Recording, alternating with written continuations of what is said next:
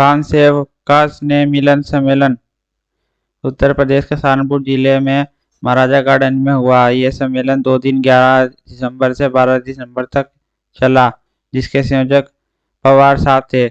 Press conference में बांध save के पदाधिकारियों ने अपने विचार रखे और पत्रकारों के सवालों के जवाब भी दिए। सम्मेलन हो रहा है, तो थोड़ा सा इसका पर्पस बताएं आप, किस पर्पस से आप सहारनपुर में ये आयोजित किया, इंट्रोडक्शन देते हैं। जे काफ़ी देर से हमारे जो ओल्ड वर्कर थे उनकी मुलाकात नहीं हुई थी।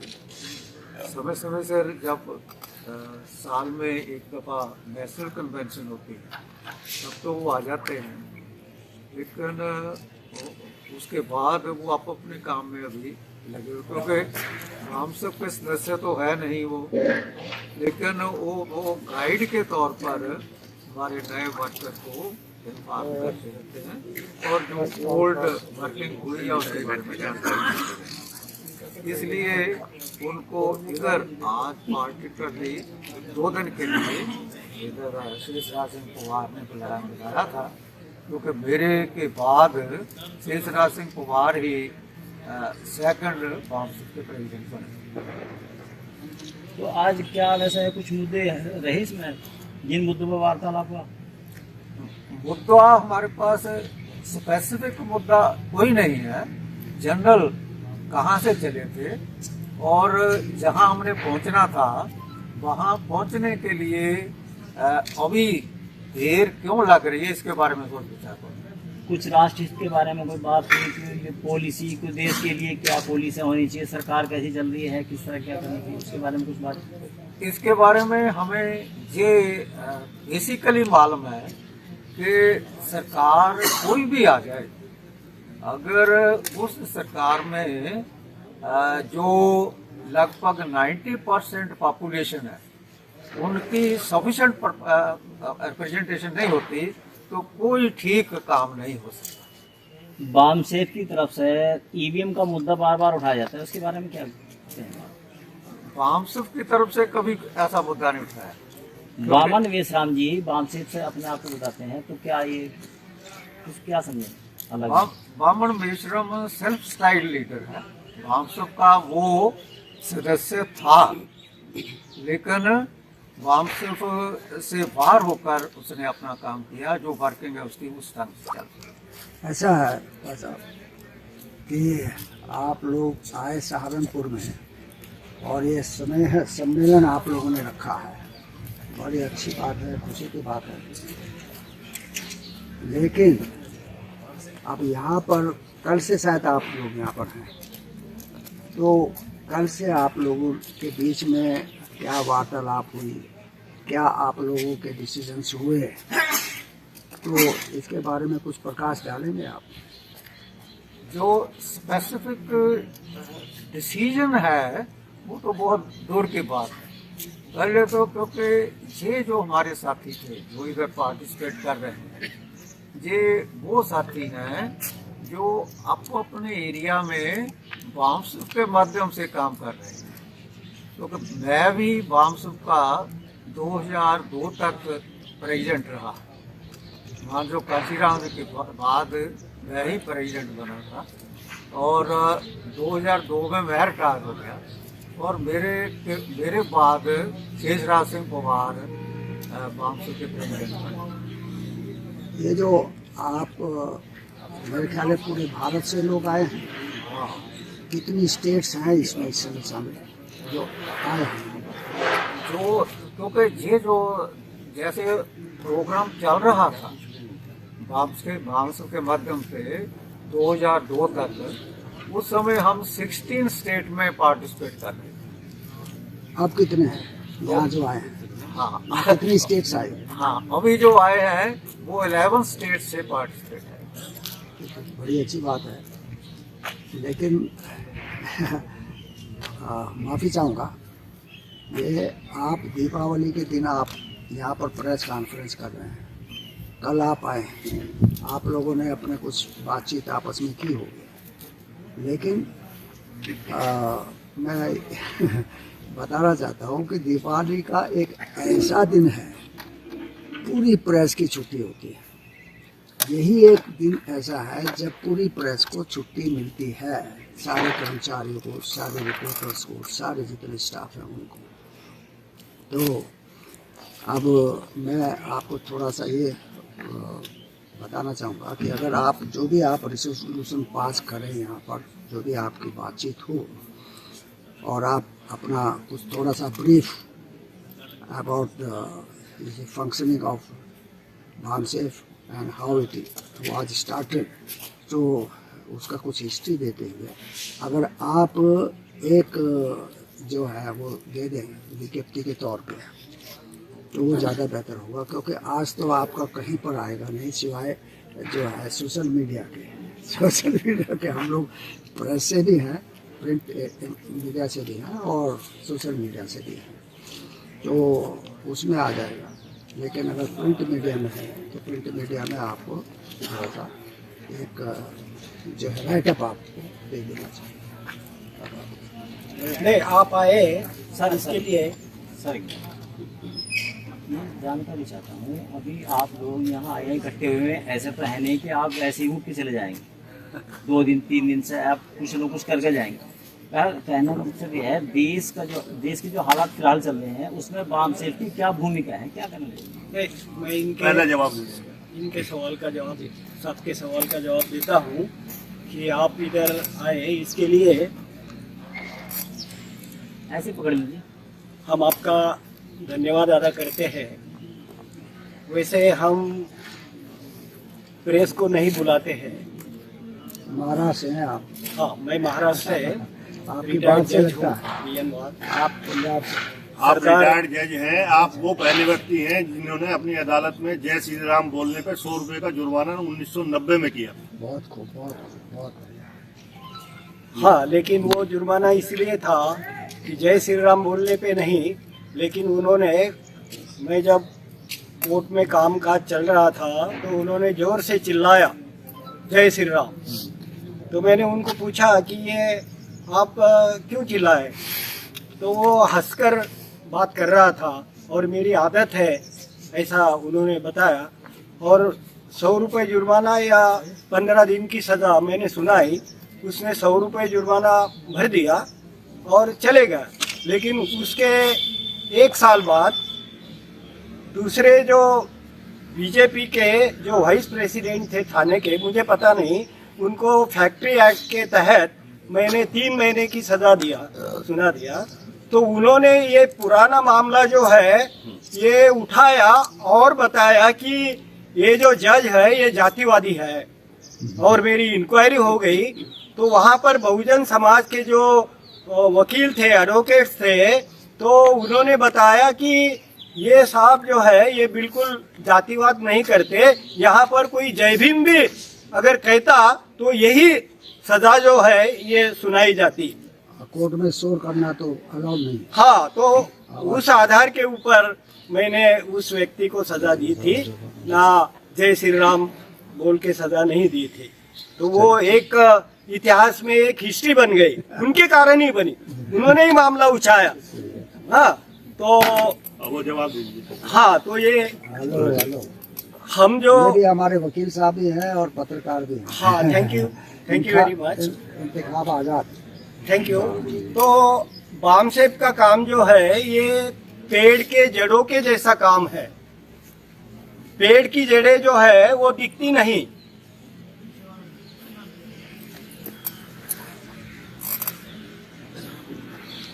पेड़ की जड़ें जो है वो दिखती नहीं, जमीन के अंदर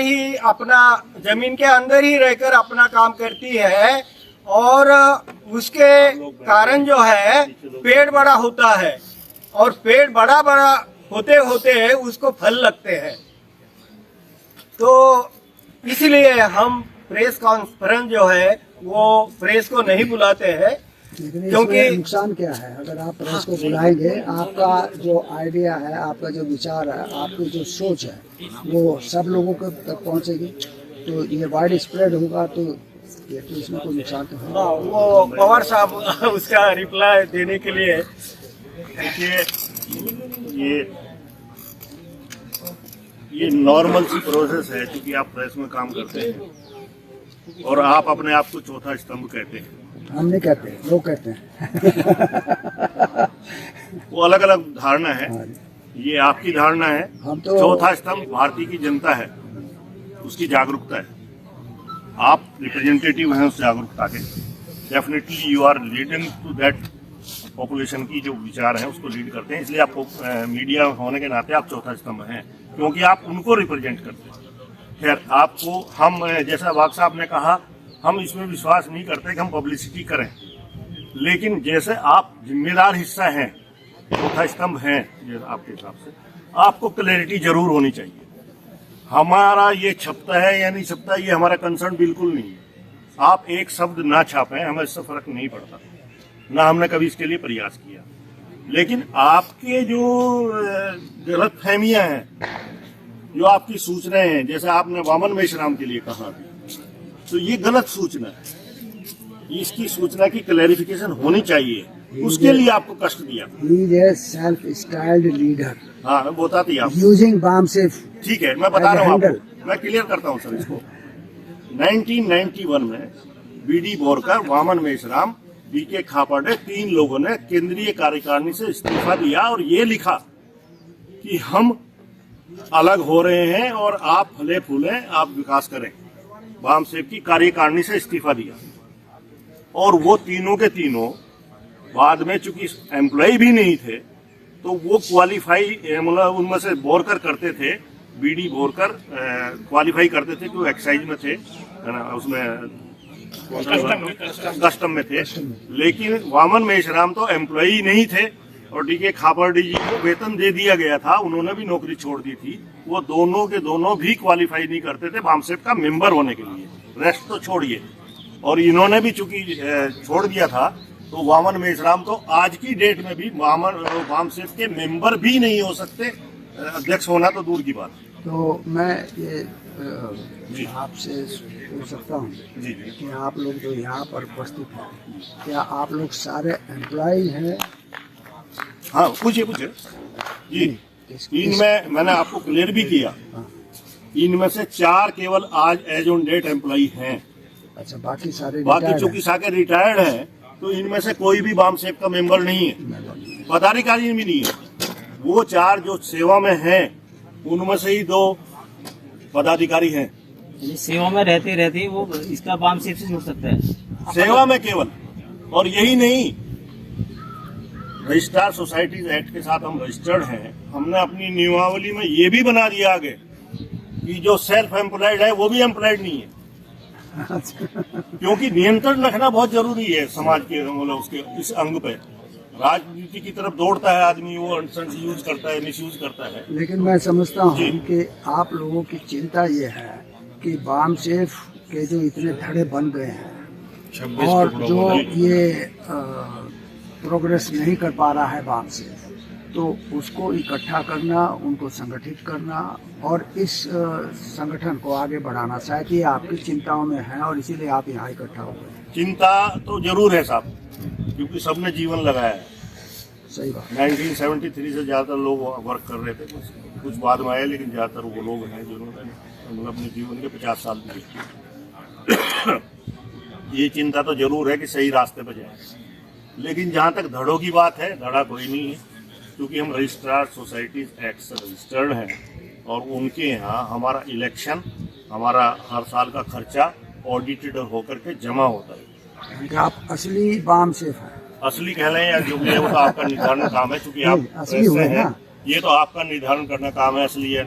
हम उनको भी नहीं रोकते।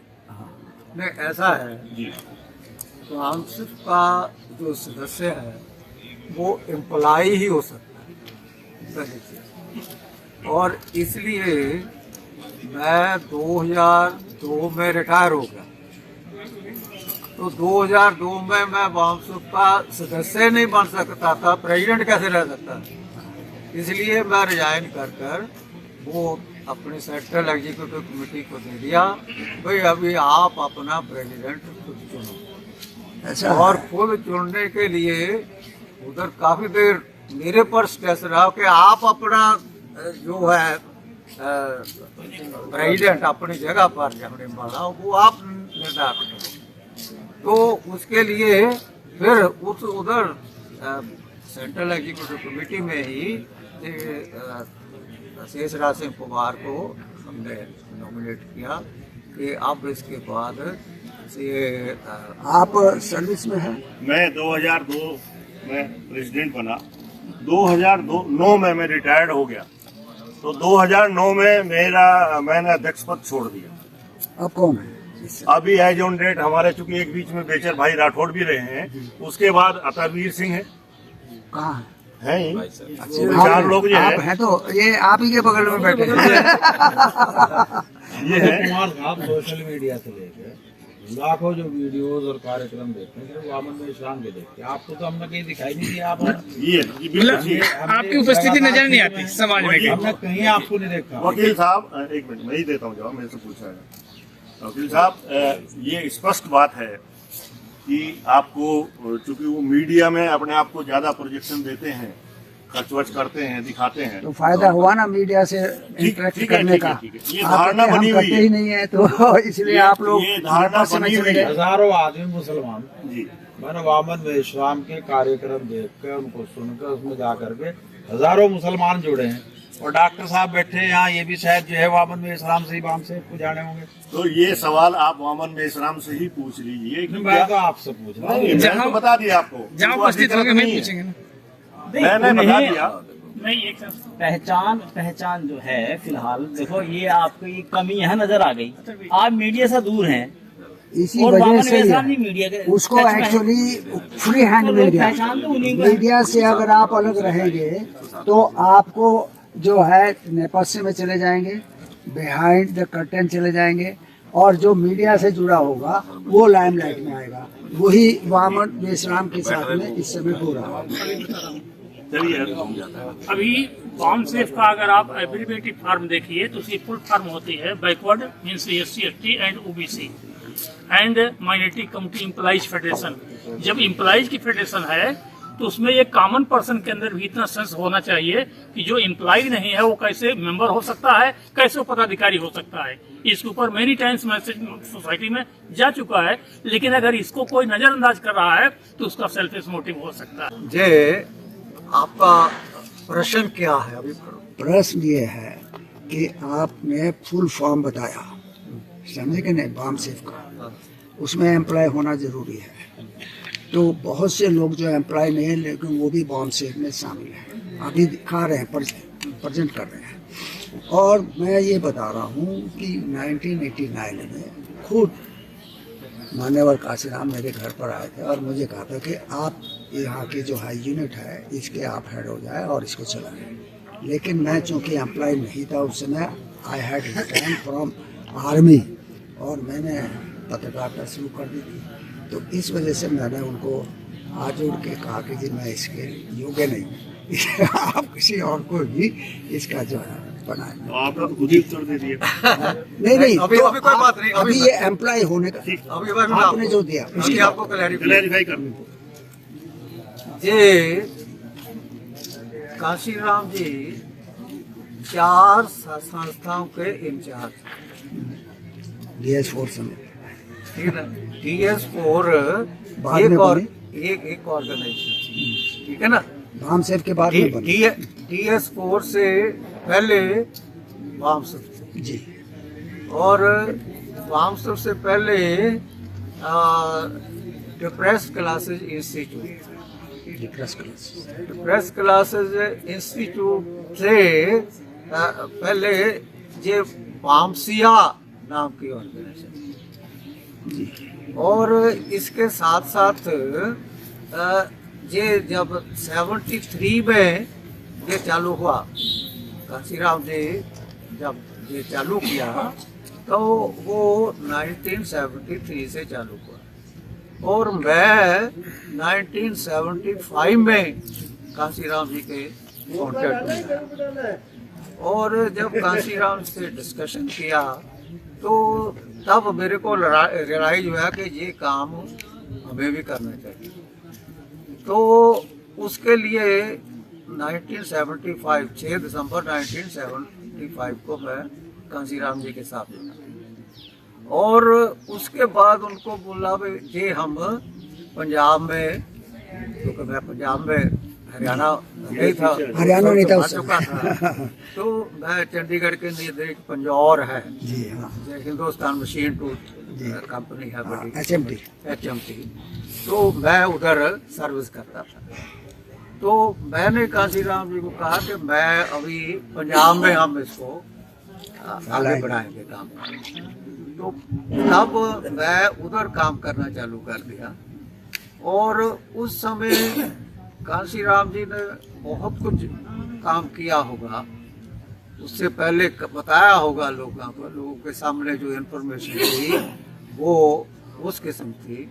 लेकिन जब 1978 में, क्योंकि उनका डिटर्मिनेशन थी 5 साल में हम ये वाम्स बना देंगे, तो वो वाम्स बना देंगे जिसका देश भर में 1 लाख एम्प्लॉई सदस्य होगा। लेकिन 1975 के बाद ये काम करना चालू हुआ और 78 तक जब हमने सारा एनालाइज किया तो उस समय सारे देश भर में 6,500 मेंबर वाम्स के बने और उन 6,500 में से 4,500 पंजाब, चंडीगढ़ और हरियाणा के और बाकी लगभग 2,000 जो है बाकी ऑल इंडिया से। तो सिचुएशन इस किस्म की थी। अभी ये 1981 में ये क्योंकि जब बेसिक थॉट थी, वो बेसिक थॉट ये थी कि हमने एम्प्लॉइज की ऑर्गेनाइजेशन बनानी है जी, और एम्प्लॉइज ऑर्गेनाइजेशन जी है जो है ये सिविल सर्विस कंडक्ट रूल की 4 दीवारी के अंदर काम करेगी। तो इसका मतलब वो तो इलेक्शन नहीं लड़ सकती, लेकिन 6 दिसंबर ये 81 को ये एक DS4 नाम की ऑर्गेनाइजेशन बनाई और जो उस समय पहला इलेक्शन जो लड़ा पंजाब में लड़ा गया वो इलेक्शन, पंजाब से बाद फिर J&K में इलेक्शन लड़ा, तो वो इलेक्शन DS4 के माध्यम से लड़ा गया, कोई पॉलिटिकल पार्टी नहीं थी। लेकिन उसका इफेक्ट ये हुआ कि बहुत से हमारे जो ये एम्प्लॉई लोग थे उनके ऊपर गवर्नमेंट ने एक्शन लेना चालू कर दिया कि आप एम्प्लॉई है तो आप ये पॉलिटिकल एक्टिविटी में कैसे काम करते हैं। तो तब कांसीराम जी के साथ ये डिस्कस किया। उसके बाद ये 82 में हरियाणा का इलेक्शन लड़ा और उसके बाद 83 में J&K का इलेक्शन लड़ा। तो लेकिन उससे हमारे एम्प्लॉइज के ऊपर एक्शन होना चालू हो गया। तो और कांसीराम के बाद जानते तो तेजेंद्र सिंह को थे लोग, क्योंकि काम में ही क्या, जब 6,500 मेंबर में से 4,500 मेंबर उस एरिया से है जहाँ तेजेंद्र सिंह काम कर रहा है और बाकी एरिया में वो सारा 2,500 मेंबर है। तो लोगों में तो 81 में फर्स्ट नेशनल कन्वेंशन हमने चंडीगढ़ में करी 6 दिसंबर। वो 4 दिन की वो फंक्शन था। एम्प्लॉई को हमने जब बुलाया तो 14 अक्टूबर से लेकर 18 अक्टूबर 1981 को वो कन्वेंशन, वो चंडीगढ़ सिटी में सबसे बड़ा फंक्शन वो ही था, क्योंकि उस 4 दिन में लोग उधर ही रहे और बहुत से राजनेता भी आए उधर।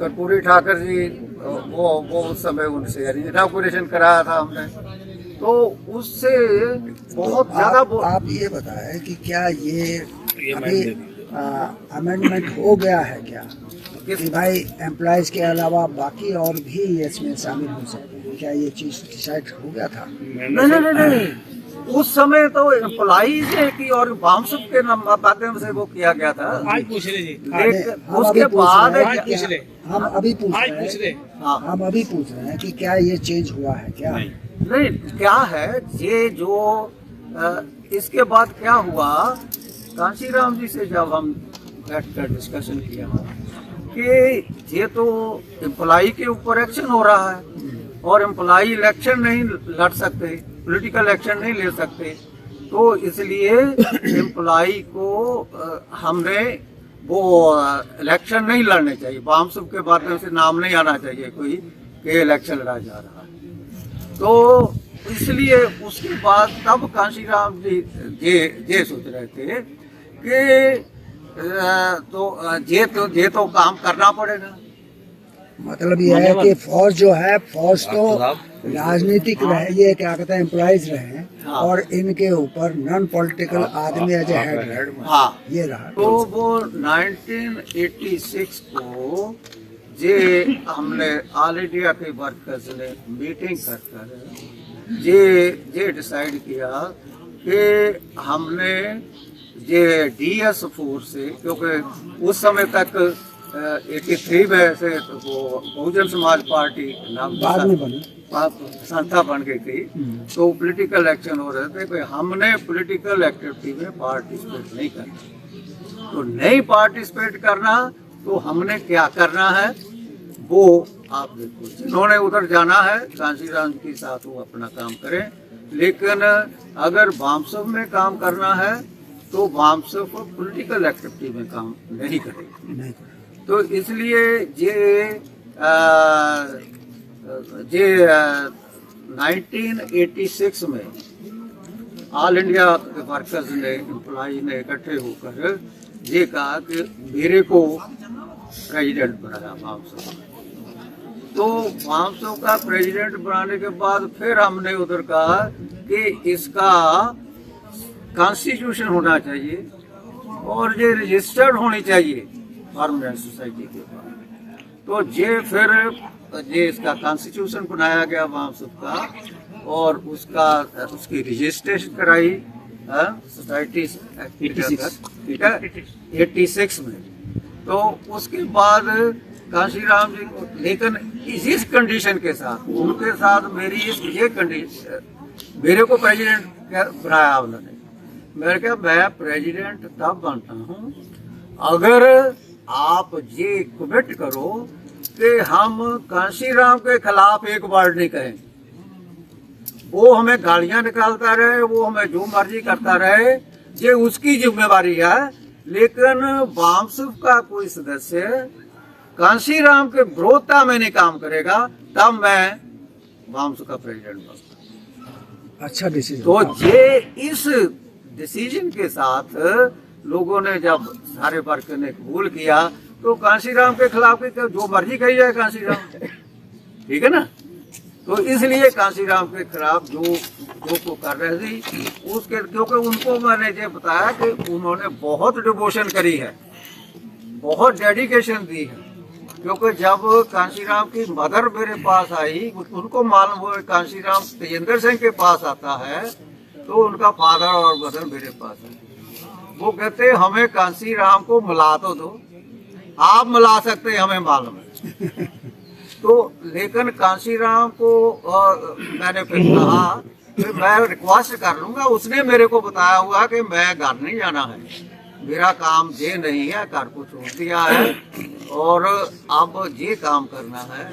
जब वो इतनी डेडिकेशन से काम करता है तो मैं उसके पूछे के बगैर आपको नहीं मिला सकता।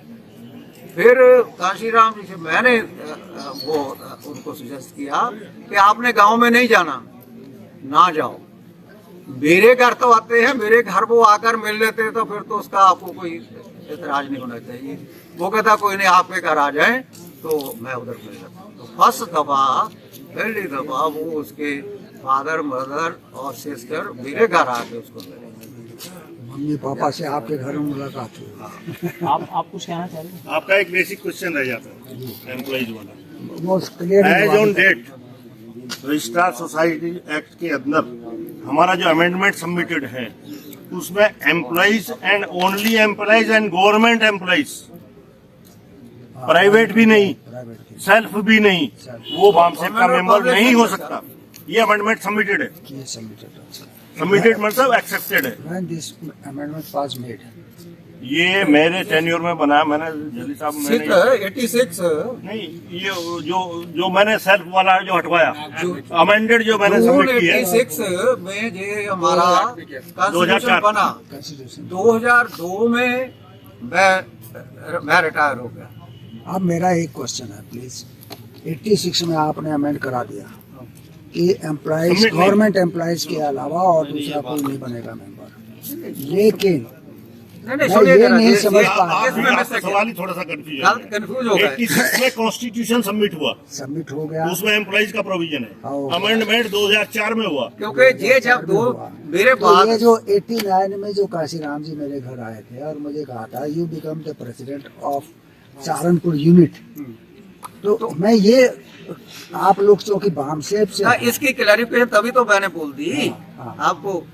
कांशीराम क्या कहता है, क्या करता है, आपने उसके खिलाफ, उसके विरोधता में कोई बात नहीं करनी। ये बामसेब के सदस्यों को मेरी नहीं, ये विरोधता की बात नहीं, विरोधता की बात नहीं है। मैं सिर्फ ये क्लैरिफाई करना चाह रहा हूँ कि जब सिर्फ एम्प्लॉय ही हो सकता है ये था, तो लेकिन वो फिर वो 89 में मेरे घर आके मुझे क्यों कहा कि भाई आप सहारनपुर की यूनिट के प्रेसिडेंट बन जाओ। मैं ये क्लैरिफाई तो कर आप मेरे से आगे की बात नहीं सुनते। मेरी जो बामसेब के सदस्य बने हो उस समय मेरे साथ 86 में, ठीक है ना, जब बामसेब बनाई, बामसेब रजिस्टर कराई, ठीक है, तो बामसेब रजिस्टर कराने के साथ ही मैंने अपने जो सदस्य बने उनको ये इंस्ट्रक्शन दिए थी कि कांशीराम जो मर्जी करता रहे, उसी के खिलाफ कोई नहीं बात करनी। तब मैं बामसेब का प्रेसिडेंट बनता, ठीक है।